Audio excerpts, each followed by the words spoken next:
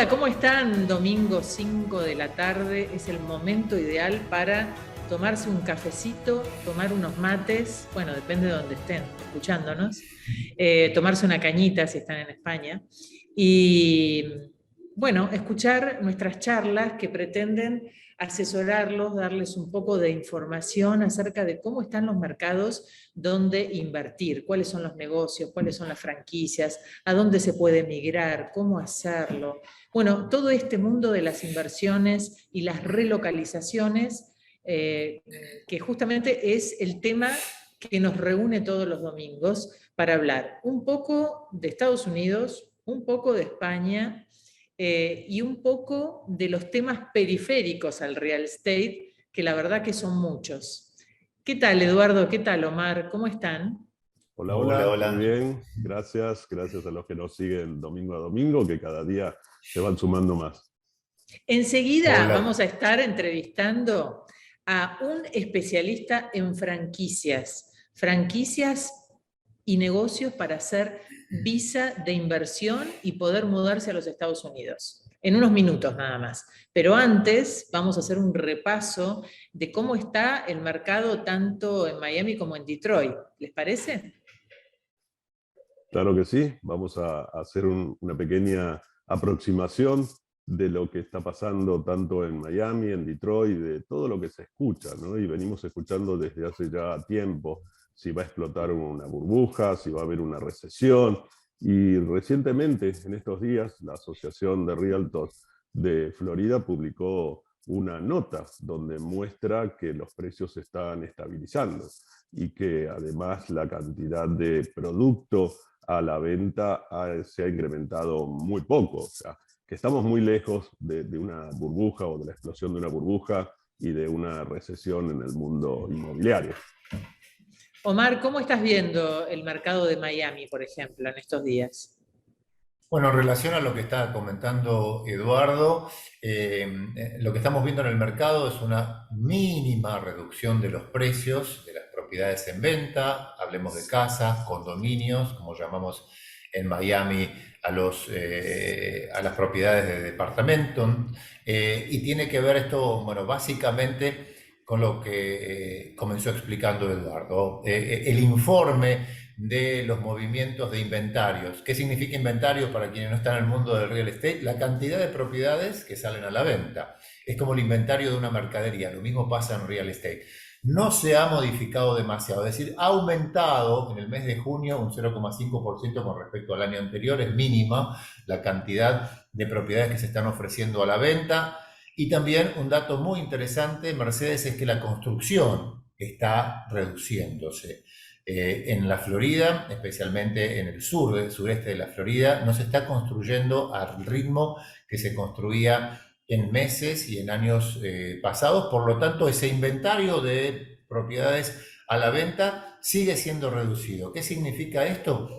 Que los valores es muy poco probable que tengan un descenso brusco pronunciado, los valores de las propiedades. ¿Por qué? Porque una de las características básicas de la economía de mercado, sobre todo en Estados Unidos, es que lo que escasea aumenta.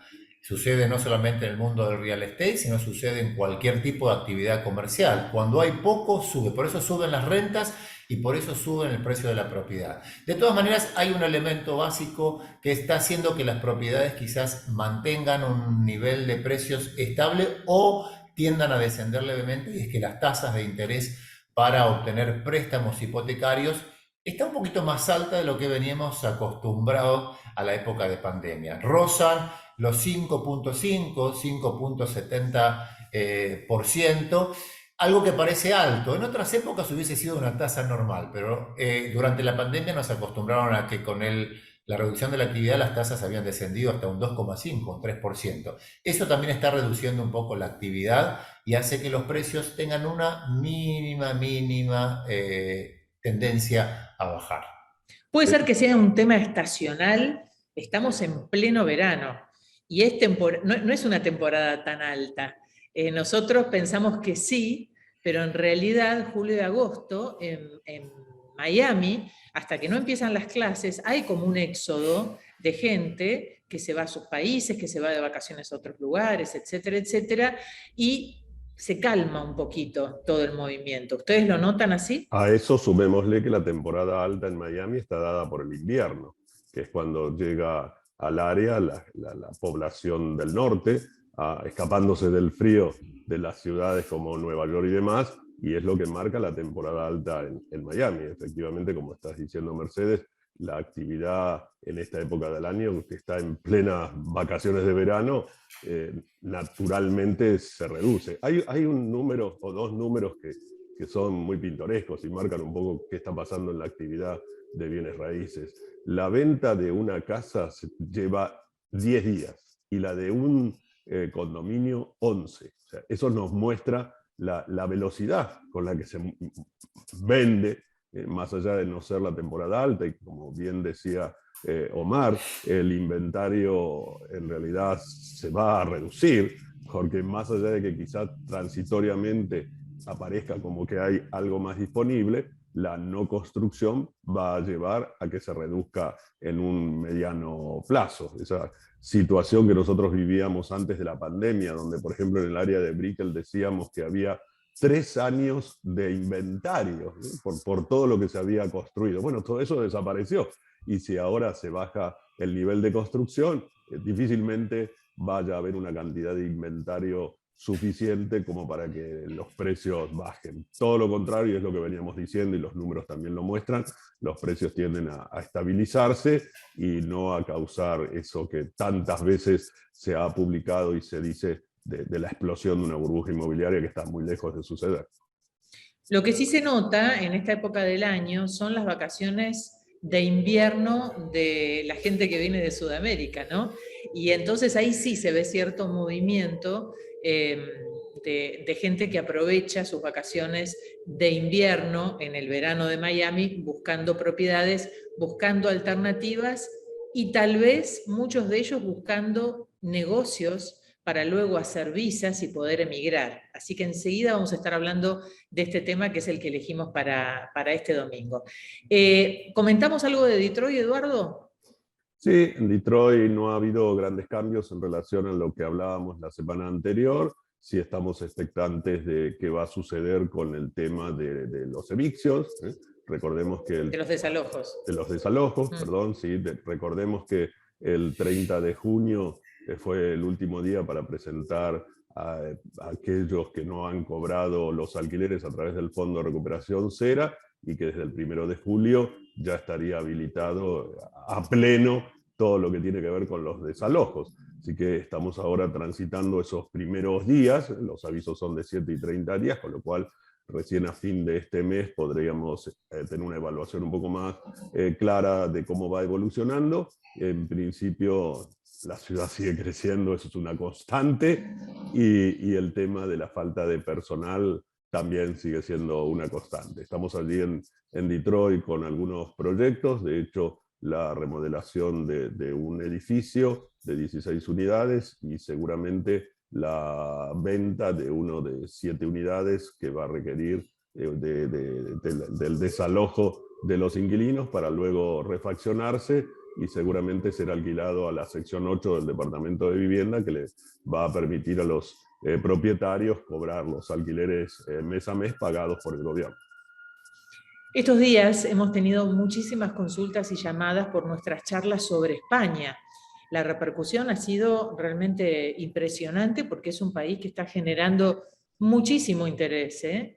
Y comentábamos hace un rato que también hay muchos americanos pensando en emigrar a Europa. Omar, ¿estuviste leyendo los artículos que salieron al respecto? Así es, y tiene que ver un poco esto, Mercedes, con a ver, las diferentes situaciones socioeconómicas que se están dando en Estados Unidos y en Europa. Mucha gente está descubriendo, y es algo que lo veníamos hablando, lo venimos desarrollando en nuestras charlas, ¿no? Que la etapa productiva es una etapa muy tentadora en los Estados Unidos, pero más allá de la frontera, sobre todo para los americanos, que muchos de ellos no están acostumbrados a viajar mucho, están descubriendo que también hay un mundo donde se puede desarrollar una vida con una alta calidad, a valores y a precios mucho más bajos que en Estados Unidos. Y se le suma a esto el hecho que la pandemia vino de alguna manera a redescubrir la forma de trabajar. ¿Qué significa? Muchas personas están trabajando desde sus casas ahora. Comenzaron durante la pandemia por una obligación prácticamente sanitaria y luego tomaron, obviamente en acuerdo con las empresas, esta modalidad de continuar con sus trabajos desde sus casas. ¿Qué hace esto? Que le permite a la gente poder mudarse a cualquier parte del mundo, seguir obteniendo sus salarios en dólares y trasladar su vida a países con muy buena calidad de vida y con un costo de vida obviamente mucho más reducido que en Estados Unidos. Hay una tendencia que está en crecimiento en la sociedad americana en buscar destinos, especialmente en Europa, ¿no? Hablamos de España y de Portugal, para trasladar su vida a esos lugares, redescubriendo una calidad de vida mucho más diría, bueno, diferente, mejor en algunos aspectos, sobre todo en la reducción de horas de trabajo. Los españoles, lo hemos hablado muchas veces, parece que suelen disfrutar mucho más del ocio que quienes vivimos en Estados Unidos, que estamos acostumbrados a trabajar más horas, pero básicamente porque la vivienda es más barata, la comida es mucho más económica también, la salud para quienes son residentes está al alcance de la mano de cualquiera sin tener que pagar un seguro de médico privado. Y Europa ofrece obviamente una calidad de vida y una expectativa de vida, como muchas veces también lo charlamos acá, muy tentadora. Yo conozco personalmente, lo hemos charlado acá, personas que viven en mi comunidad y que están planeando esa vida nueva, no ya dentro de los estados, porque los americanos están muy acostumbrados a mudarse de un estado al otro. Es muy raro que un americano viva muchísimo tiempo en la misma ciudad, en el mismo estado. En este caso se están animando a cruzar el gran charco que es el Océano Atlántico y comenzar una vida incluso en un país con una lengua diferente. Bueno, muy bien, hemos hecho ya un repaso del mercado de Miami, de la situación en Detroit. Un tema, Mercedes, Sí. antes de pasar a las Sí. franquicias y los ¿Cómo negocios no? en Estados Unidos, que tú mencionabas recién, y es las preguntas y cómo nos están contactando por el tema España. Y me gustaría remarcar lo siguiente. En el mes de julio y agosto fundamentalmente, en España las vacaciones de invierno se respetan estrictamente. De verano. Perdón, de verano. Sí. Las vacaciones de verano se respetan estrictamente. Y eso lleva a que, por ejemplo, las oficinas cierren, y cierren completamente. ¿Qué quiero transmitir con esto? Para todo aquel que esté intentando o busque el contactar a profesionales en España, es probable que durante las próximas semanas y el mes que viene no lo pueda hacer. Y no es por una falta de interés del español de brindar ese servicio, sino porque la metodología en España los lleva a cerrar hasta las oficinas. Nos ha pasado y nos pasa con nuestros propios abogados y profesionales allí en España. Así que todo aquel que nos contacte y consulte sobre el tema España, tenga presente que van a entrar en España en la época de vacaciones de verano, y eso significa que disminuye notablemente la intensidad del trabajo. Es como el mismo escenario de enero en Buenos Aires, por ejemplo. Probablemente. Claro, tal cual. Pero bueno, en septiembre empieza otra vez todo el movimiento habitual, tanto en España como aquí en Estados Unidos, porque también hay mucha gente ahora de vacaciones y cuando ya empiezan las clases a fin de agosto, todo empieza a normalizarse. Bueno, ahora sí, llegó el momento de presentar a Fernando Reuter, nuestro invitado de hoy. Fernando, un gusto conocerte y contanos un poco de tu actividad, cuánto hace que vivís en Estados Unidos y a qué te dedicas exactamente. Muchas gracias, Mercedes. Muchas gracias por recibirme hoy acá y permitirme compartir este rato con ustedes y con su audiencia. Sí, mi nombre es, como dijiste, Fernando Reuter. Yo soy el socio principal de Framvisa y nos dedicamos a buscar franquicias principalmente para la inmigración a Estados Unidos por medio de una visa E2 o una visa E5. Ya nos dedicamos a esto hace más de 8 años. Yo personalmente vivo acá en Estados Unidos hace más de 17 años y bueno, como mucha gente he pasado por lo que es inmigración y encontrar esa forma de, bueno, estar feliz acá y obviamente tener un negocio que no solo sirva para la visa, sino que también proporcione un ingreso para poder vivir bien, ¿no? La pregunta siempre que comenzamos en las charlas con los clientes es, ¿y cuánto necesito mínimamente para poder armar un negocio, comprar una franquicia que me permita tramitar la visa E2 y poder emigrar? Esta es una muy buena pregunta, porque mucha gente busca esto y hace la misma pregunta, me hacen a mí la misma pregunta. No hay un monto mínimo estipulado en la ley de inmigración, pero para tener muy buenas chances de que la visa se apruebe y tener un buen negocio, $150,000 sería un monto adecuado. Hay ciertos negocios que permiten hacerlo con un poco menos, pero algo bastante promedio sería $150,000. ¿Y qué abanico de posibilidades tenemos? ¿Cuántos rubros de negocios o franquicias existen que uno puede adquirir? ¿Es necesario que tenga que ver con la misma actividad que uno hacía en el país de origen o no? ¿O uno puede emprender otra actividad totalmente distinta? No, eso la verdad por parte de lo bueno de una franquicia es que te permite no tener la experiencia en ese rubro, en esa industria, y ellos te dan el entrenamiento. Antes de abrir cualquier franquicia, ellos siempre es entre 5 días y una semana de entrenamiento del negocio y cómo a cada franquicia le gusta operar, y de esa manera llegar a tener, ¿no?, un éxito, que el negocio sea un éxito. En términos de rubros e industrias, estás hablando de que probablemente haya más de 30 diferentes rubros, por decir un número rápido, porque es todos los negocios que uno ve, la verdad, en la calle, o que uno piensa que son cadenas, por lo general son franquicias. Con lo cual, ya sea una industria, por ejemplo, de limpieza, hay 5 o 6 tipos diferentes de subindustrias, lo llamaría, con las cuales permiten, ya sea limpieza de oficinas, limpiezas de casas, limpiezas de exteriores, que son todos rubros que permitirían, ¿no?, que obtener una visa de inversionista en Estados Unidos.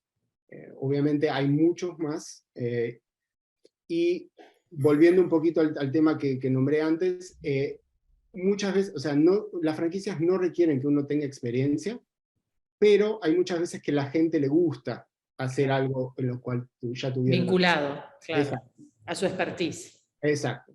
Que no siempre a lo mejor es exactamente lo mismo, sino que es en el mismo vertical del rubro, con lo cual estaría relacionado, pero a lo mejor no sería exactamente lo mismo. Ahora, ustedes trabajan conjuntamente con abogados de migraciones, ¿el proceso va de la mano o el cliente, por un lado, elige la franquicia que quiere y después busca un abogado, o busca un abogado primero y luego el abogado le dice, no, búscate una franquicia? ¿Cómo serían los pasos para que la gente que nos escuche sepa cómo organizarse? Sí, hay casos en el cual vienen referidos por un abogado, que un abogado ya empieza el proceso con un cliente, y después lo refieren a una persona como yo, para poder encontrar ese negocio para obtener la visa.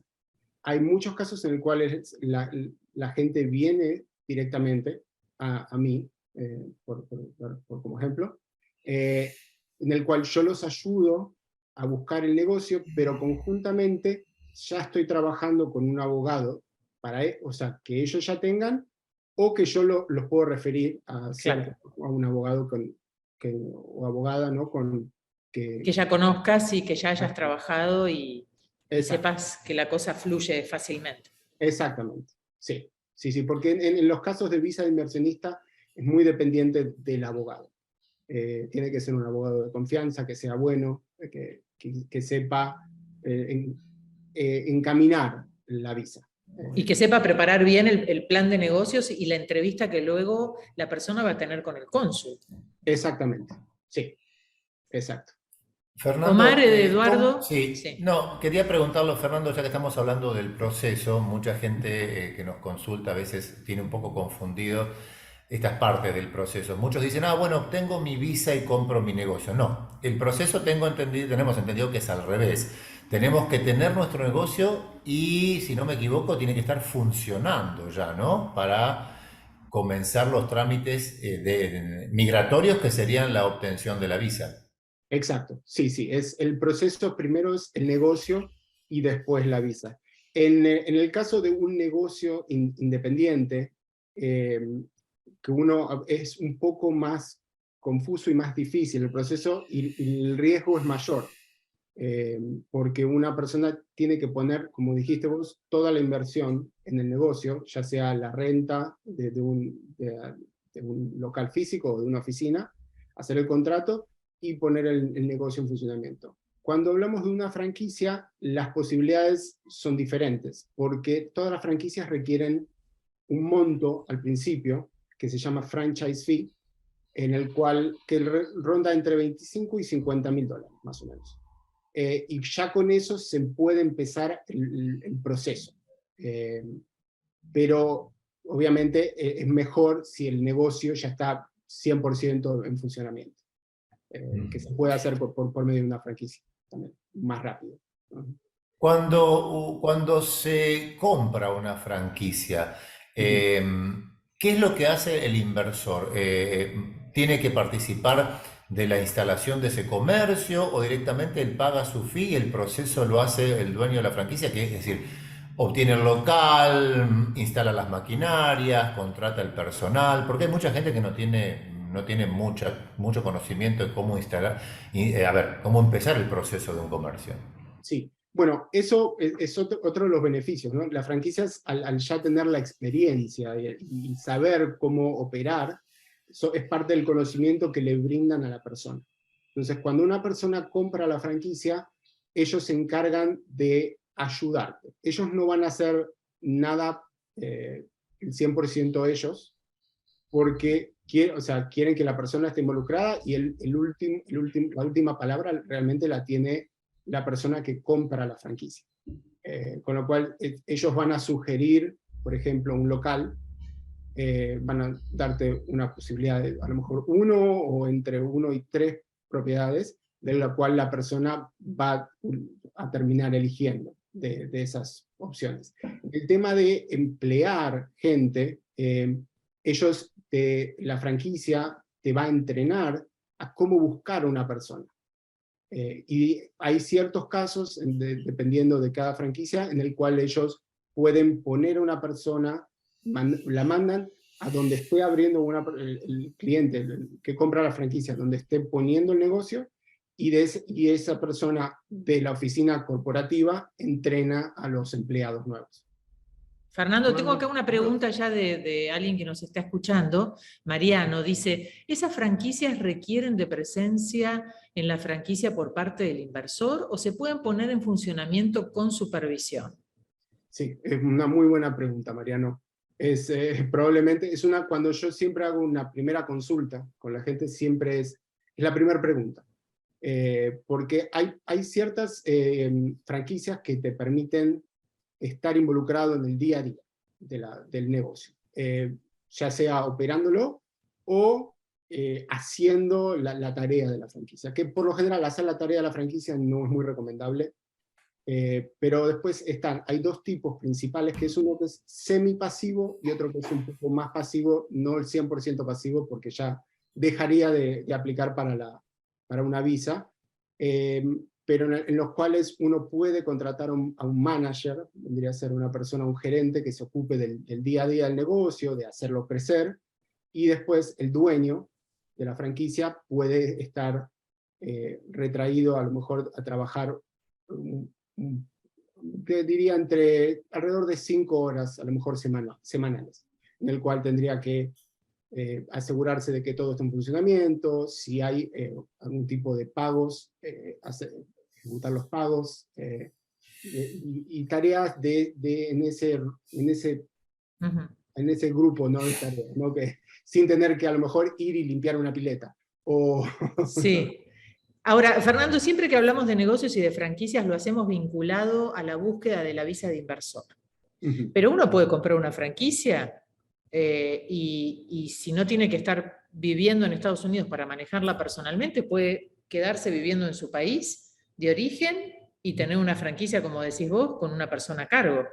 Exactamente, sí, y hay muchos casos en el cual clientes me han pedido una franquicia, tener la inversión en Estados Unidos es un ingreso que también genera eso, y a lo mejor o no tener la visa, o en ciertos casos tener la visa, pero no vivir en Estados Unidos. No, pueden ir y venir, no están obligados a vivir en Estados Unidos con la visa.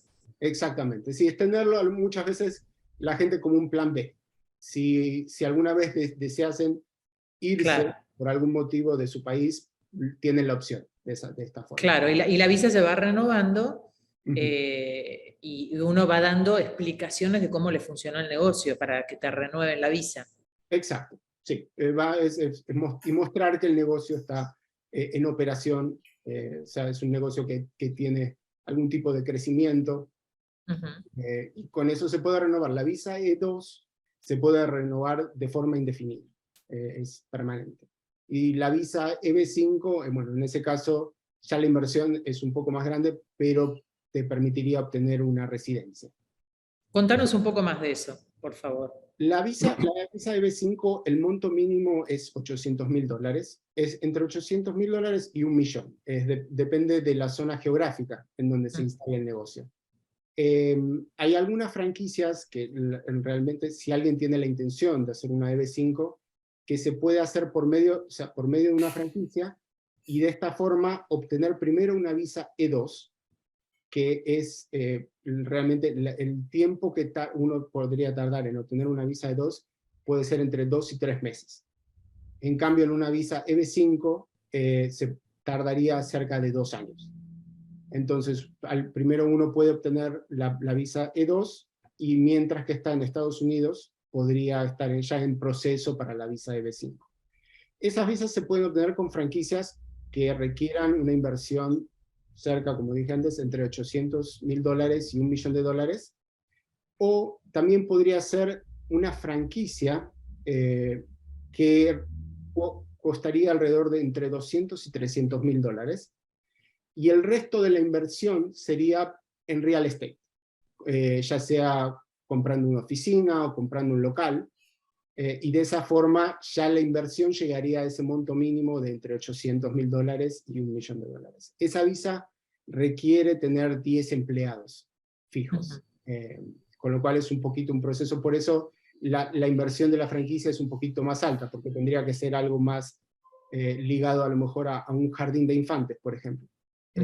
O a un asilo de mayores, que en esas instancias tienen la posibilidad de hacer más contrataciones. Fernando, a nivel de inmigración, ¿cuáles son las diferencias que ofrece una E2 y una E5? Porque es decir, mucha gente diría, bueno, ¿por qué voy a invertir $800.000? ¿Qué diferencia hay entre esas dos visas? La E2 te da la posibilidad de, obviamente, mudarte a Estados Unidos, y es una visa de inversionista que se renueva cada 5 años, pero no lleva a una residencia o a una ciudadanía. La visa, la EB5, sí te da una residencia y se puede pasar después a una ciudadanía. La ciudadanía es la En el caso de la visa E2, hay ciertas formas en el cual el inversor podría llegar a tener una residencia también, pero hay que ver más en detalle cada situación, ya sea si tienen ciertas profesiones, tienen la posibilidad de obtener una visa especializada que da la posibilidad de obtener esa residencia, o a lo mejor si la persona es casada también existen posibilidades, pero es dependiente mucho de la situación personal de cada uno. Acá tengo preguntas que nos están haciendo. Javier, por ejemplo, quiere saber qué tipo de avales o garantías se suele pedir para inversionistas que no son locales y que no tienen antecedentes empresariales en Estados Unidos. Realmente las franquicias no piden ningún tipo de antecedente. Inmigración en sí pide a lo mejor demostrar que los fondos, la procedencia de los fondos, Ujú. Pero desde el lado de las franquicias no hay ningún tipo de requerimientos. Siempre se hace, el proceso tarda más o menos un mes para terminar de firmar un contrato y poder abrir una franquicia, en el cual la franquicia es como si fuese una cita ciegas, que se, se hace con ellos y uno conoce a la franquicia y la franquicia conoce a la persona. Y o sea, llegado el momento, que las dos partes decidan que están en acuerdo de formar parte de... es un, como decir, un partnership, es una sociedad, ¿no? Porque por más que la franquicia en sí no sea dueña del negocio, ellos quieren... Perdón, quiero explicarlo de una manera que sea fácil. Para que la franquicia sea exitosa, la persona que abre su propio negocio tiene que ser exitoso, porque ellos, el ingreso de la corporativo, de la franquicia, es por medio de un porcentaje de ventas que se llevan todos los meses. Claro, Entonces, perfecto. Acá pregunta Guillermo, ¿qué beneficios tienen la visa E2 y la E5? Bueno, ya hemos hablado cuáles son las diferencias. Lo que sí deberíamos aclarar, Fernando, es que es para todo el grupo familiar, hijos menores de 21 años.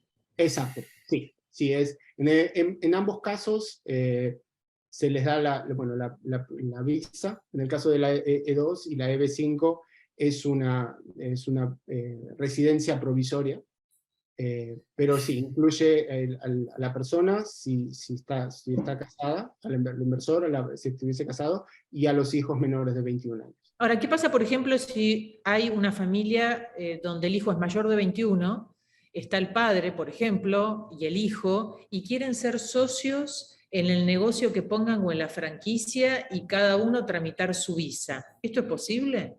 Sí, está, exactamente es así. Para una visa E2, el inversor tiene que tener 50% del negocio, o sea, ser dueño del 50%.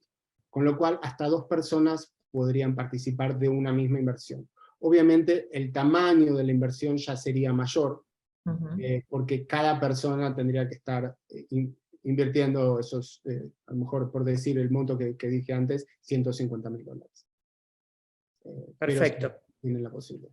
Gastón nos pregunta, ¿cómo se compra la franquicia y o negocio sin tener la visa? ¿Hay que crear una empresa americana primero? Supongo que sí, primero es la creación de la LLC, Sí, en realidad, para luego comprar el negocio, ¿no? sí, exacto. Primero, sin invertir el tiempo, ¿no? O el dinero para crear una empresa, se hacen todas lo que serían las entrevistas con la franquicia, y llegado el momento, sí, se arma, en el 90% de los casos es una LLC, el tipo de empresa que se formaría, y esa empresa compraría a su vez a la franquicia. Firmar el contrato, ¿no? con la franquicia. Fernando, ¿qué sucede en el caso de que, vamos a poner un ejemplo, una persona compra una franquicia con $150.000, comienza a funcionar el negocio? ¿Qué sucede con estos meses en los cuales el negocio comienza a instalarse? Hay que pagar salarios, hay que pagar gastos. ¿Eso es un dinero extra que debe contar, con que debe contar la persona que compró la franquicia? La franquicia, siempre cuando dan el tamaño de la inversión, es siempre un rango, que puede ser el mínimo o puede ser el máximo. En la gran mayoría no llegan al máximo, pero lo dan como un eje de información.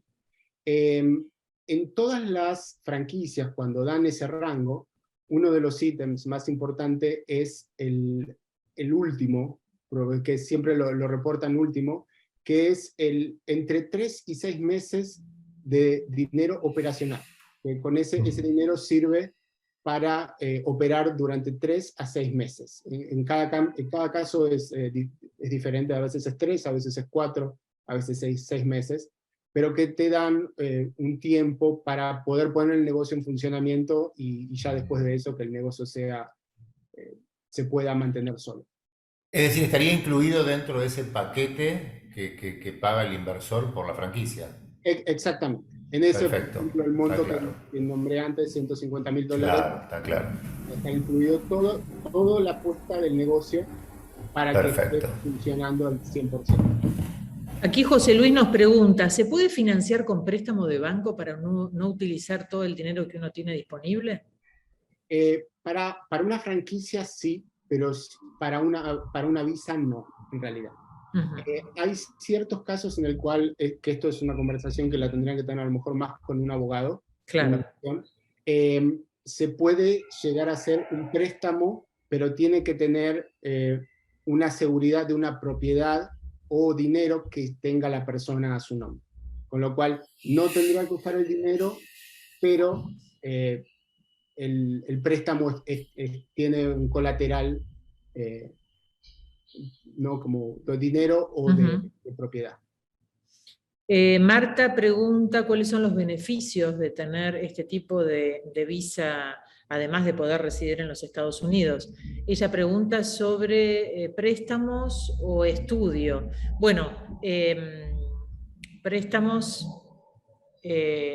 hay que tener social y esta visa te da social, pero también hay que construir la historia de crédito de uno, ¿no? Para poder luego tramitar un préstamo, como hacemos los que vivimos aquí. Y con respecto al estudio, supongo que no será tu tema, pero todos los que vivimos aquí sabemos que la educación es pública y no sería un problema para familias con hijos. Exacto, sí, de hecho la visa E2 es una de las particularidades que tiene, es le da a la persona, si hay un cónyuge, el esposo o esposa, la persona que invierte, le dan la posibilidad de trabajo irrestricto en cualquier empresa o negocio. Pueden trabajar o hacer otra inversión por cuenta de ellos, y a los hijos le das la posibilidad de estudiar ya sea en un colegio primario, secundario, o en la universidad hasta los 21 años.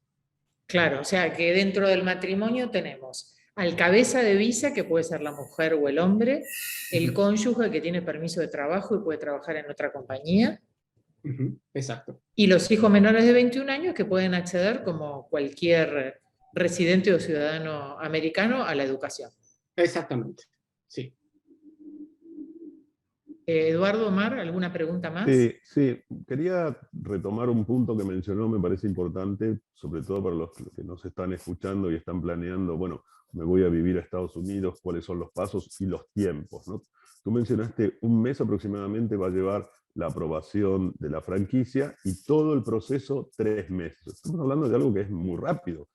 En general, a la gente le lleva más tiempo decidirlo o poner a la venta sus bienes, casas, autos que pueda tener en su país de origen, de lo que finalmente va a llevar la visa. ¿Cómo sugieres o en tu experiencia debería organizarse? O sea, hablamos de crear una LLC, empezar a buscar cuál es la franquicia, luego cuál es el tipo de franquicia, una vez decidida el tipo de franquicia, si necesita un espacio para una oficina o para un local, el montaje, el curso que esa franquicia le va a dar. O sea, todo eso son tiempos que se pueden adelantar antes de hacer la presentación a través de un plan de negocio, ¿correcto? O sea, esa sería la secuencia para que aquel que está decidiendo, va a decidir, bueno, voy a poner en venta lo que tengo en mi país de origen para finalmente acceder a una visa E2, tendría que seguir. Exacto, sí. Por lo general, nosotros el tiempo desde la primera consulta que hacemos con la gente hasta que a lo mejor eligen una empresa serán 2 semanas, con lo cual después de esas 2 semanas es un mes más de reuniones con la franquicia, y después, como dijiste, todo el proceso de, ya sea, dependiendo de cada industria, porque hay ciertas industrias que en un mes más, o sea, lo cual ya serían 2 meses y medio, el negocio puede estar en funcionamiento. Hay otros casos que... Sí, Fernando, discúlpame, la elección del negocio, ¿lo hacen de común acuerdo vos con el cliente te dice cuáles son los rubros que le interesan, vos le ofrecés lo que tenés en ese momento disponible para poder comprar? ¿Cómo funciona esa parte y cuántas franquicias hay? Creo que son cientos, ¿no? Yo, de hecho, nuestra base de datos es cercana a 3.500 franquicias. Uf, qué difícil elegir entre Hay tantas, para ¿no? elegir. Eso nosotros, siempre cuando tengo la primera reunión con la persona, depende mucho de cuál es su destino deseado, qué ciudad. Eso ya es un filtro para saber qué tipo de franquicia se le puede presentar a la persona. Después también está una de las preguntas más importantes, como dije antes, es qué tan involucrado en el negocio quieren estar y el monto de inversión que desean, obviamente, invertir. Porque hay ciertas franquicias que realmente requieren entre 5 y 10 horas mensuales de trabajo. Hay otras que requieren 40 horas semanales. Y hay algunas Sí, y hay rubros que uno a veces ni se imagina, porque uno piensa, bueno, tengo que poner un restaurante, que es lo clásico, ¿no? O tengo que poner una lavadora de autos. Y en realidad, a veces yo me he enterado, por ejemplo, de franquicias contables, donde contadores pueden trabajar de lo que trabajaban en su país, porque uno puede comprar una franquicia de servicios contables, que es algo interesante, ¿no? Sí, sí, hay muchas industrias, por ejemplo, como dijiste, ¿no? Contaduría o a lo mejor cuidado de personas mayores. Es una industria que, bueno, en Florida es muy popular, en particular porque hay mucha gente que se retira. Aquí que también son franquicias que a lo mejor no son conocidas masivamente, pero a su vez también tienen, a lo mejor, tienen mejor retorno que, por decir, un McDonald's. Que más allá de eso, McDonald's no sirve como inversión para una visa, Claro. pero que a lo mejor hoy en día hay una persona con la que he trabajado que está con una franquicia de cuidados de mayores, está produciendo cerca de $5 millones anuales en Wow. venta. Fernando, a eso iba mi pregunta, es decir, en términos de rentabilidad, una persona que invierte el mínimo $150.000, abro mi negocio, inicio mis papeles, mis trámites para hacer la visa E2, ¿qué rentabilidad me deja? Si yo voy a poder vivir con lo que me deje un negocio en el cual invertí $150.000. Sí, sí, es una buena pregunta. Sí, la verdad que el retorno de una franquicia en sí siempre, en todas las experiencias que he tenido, son cientos de clientes que he trabajado, siempre el retorno es superior a un 50%. Sé que suenan altos, pero obviamente es una inversión en la que uno trabaja, con lo cual de esa forma uno cambia, ¿no? Cuál será el resultado, porque siempre una Claro. franquicia te da las herramientas para el crecimiento, pero está en uno llevarlo a cabo y poner el tiempo y el esfuerzo que lleva.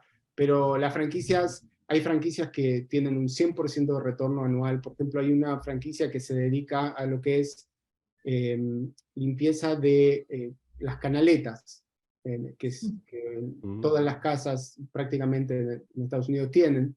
Que esa franquicia, la inversión es cerca de $150.000 y el primer año de operación esa franquicia tiene ventas cercanas a $300.000.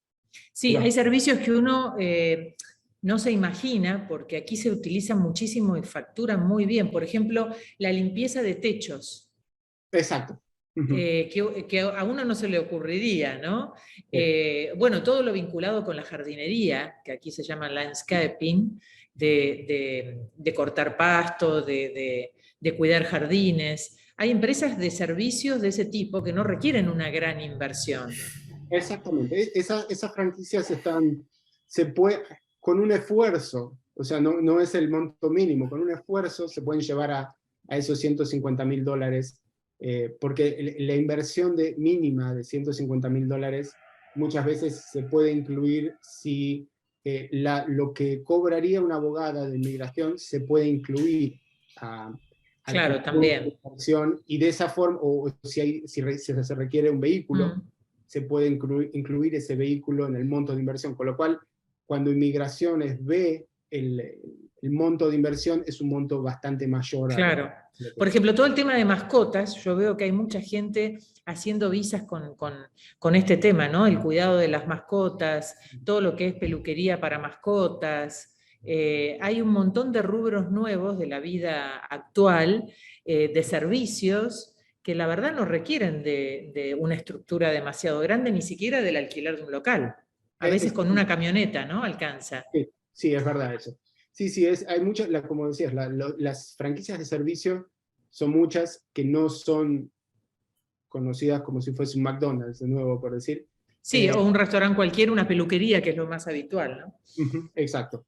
Pero que a su vez no solo que no requieren mucha inversión, sino que tienen muy buenos retornos en eso y tienen la posibilidad de un crecimiento alto y rápido. Acá Fabricio nos pregunta, perdón, ¿cuántas franquicias superan los 5 años? Supongo que muchas no llegan a esa cantidad de años. ¿Qué pasa con el tema de la rotación? Por ejemplo, compré una franquicia o puse un negocio, tuve la visa 3 años, no me fue del todo bien. Entonces, para renovarla, ¿puedo pasarme a otro rubro? Sí, se puede hacer. Eso, en términos de éxito de cada franquicia, por lo general se compara con lo que es un negocio independiente. Un negocio independiente tiene la tasa de éxito es cercana al 20%, después de los entre 3 y 5 años. En cambio, una franquicia entre 3 y 5 años es más del 85%, esta tasa de éxito. Con lo cual, tienen tendencia, ¿no? un historial de mostrar que son exitosas y que el negocio produce no solo un ingreso, sino que es exitoso. En el caso, como mencionabas, de querer a lo mejor vender la franquicia, hay una industria en la cual se compran y se venden franquicias ya establecidas. Por lo general, cuando es una persona que está mudándose a los Estados Unidos, no es lo más recomendable, por un tema de la visa y a lo mejor por un tema de darle la posibilidad a la persona de que pueda producir el momento, obviamente, dependiendo su esfuerzo. Pero se podría vender y, como decías, sí se puede a lo mejor establecer otro rubro o mudarse a otro tipo de industria para la renovación de la visa. Tiene que ser algo relativamente similar, pero se puede hacer eso.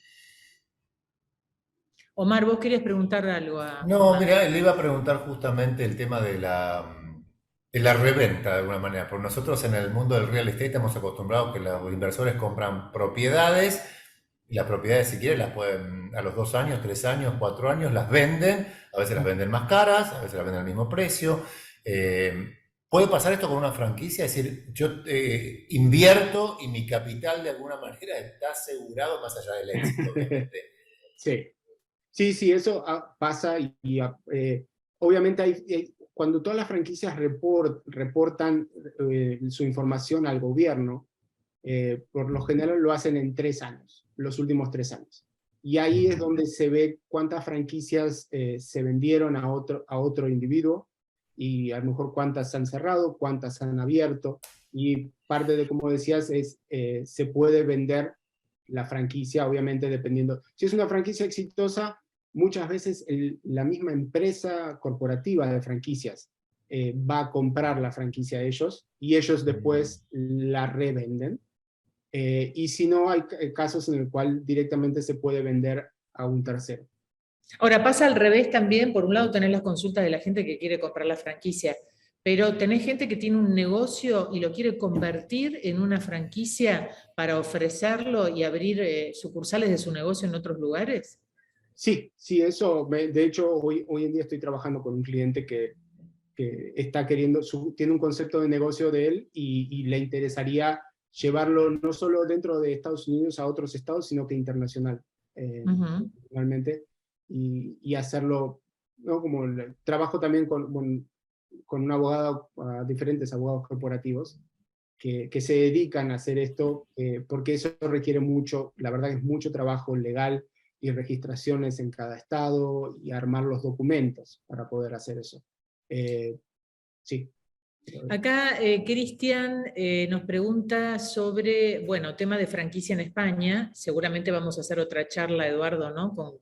Con gente de franquicias en España. Sí, la tenemos prevista para otro domingo. Que la tenemos prevista. Dice, entiendo que sería diferente a Estados Unidos. ¿Qué diferencia hay siendo ciudadano europeo y bueno, obviamente en España le va a resultar mucho más fácil siendo ciudadano europeo por ser comunitario.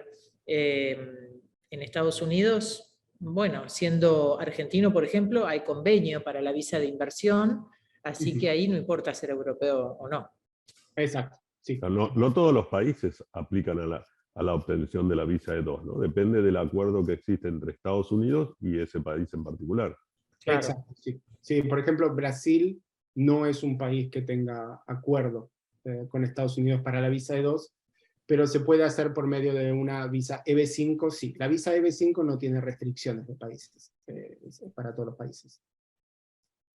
Que bueno, como dije antes, se puede hacer por medio de una franquicia o una inversión de $1 millón, por $800.000 en una franquicia, o una inversión de entre $200 y $300.000 en una franquicia y un edificio de real estate, que llegue esa inversión a ese Y monto. para aclarar un poco ese punto de que no todos los países participan de estos acuerdos, recuerdo en algún caso de algún cliente que hemos tenido de Venezuela, donde Venezuela no tiene ese acuerdo de la visa E2, pero como este cliente tenía un pasaporte español, iba por el lado del pasaporte español, ¿correcto? O sea, no tiene que limitarse al país donde nació, sino ver qué alternativas de ciudadanía paralelamente tiene.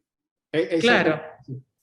O pasaporte italiano también, ¿no, Eduardo? ¿También hay convenio con Italia? También, sí, también. De hecho, hay gente que, en cierta forma, he tenido casos que, por ejemplo, China no es un país en el cual se pueda hacer ese tipo de inversión, y compran una ciudadanía de otro país por $100.000 o $200.000, y luego de obtener esa ciudadanía, pueden obtener la visa E2 para Estados Unidos. Bueno, se nos está terminando el tiempo, así que yo le voy a pedir a Eduardo que comparta nuestros datos, porque hay mucha gente que se quiere ya comunicar con nosotros para hacernos consultas, incluso hacerte consultas a vos, Fernando.